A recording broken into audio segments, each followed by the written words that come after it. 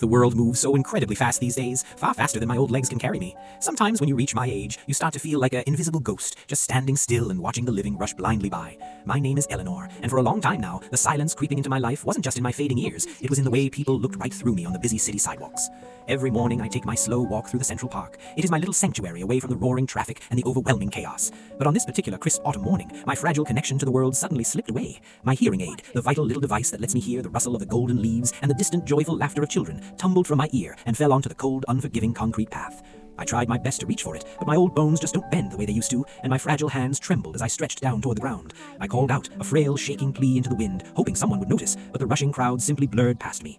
Then she came, a young woman in a sharp suit, her eyes completely glued to her glowing phone screen, moving like a relentless storm. She didn't see me crouching there. She didn't see the small piece of my world resting on the pavement. With a heavy, careless step, her sharp heel crushed down right beside it, and her large cup of hot coffee spilled, completely drenching my hearing aid in a dark, sticky liquid. She didn't even pause to look down. She just kept walking, leaving me utterly shattered, staring hopelessly at the muddy brown puddle.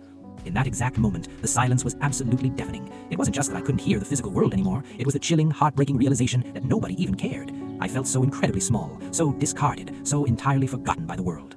But then, a shadow fell over me. Not a tall, imposing, rushed shadow, but a small, gentle, quiet one. A little girl, surely no older than 6 years old, knelt down right into the terrible mess on the ground. She didn't care at all about dirtying her beautiful mustard yellow sweater or her little knees. With her tiny, delicate hands, she gently picked up my ruined hearing aid. She wiped it clean with her own pristine white cloth, doing it so carefully, so tenderly, exactly as if she were holding a fragile, wounded bird.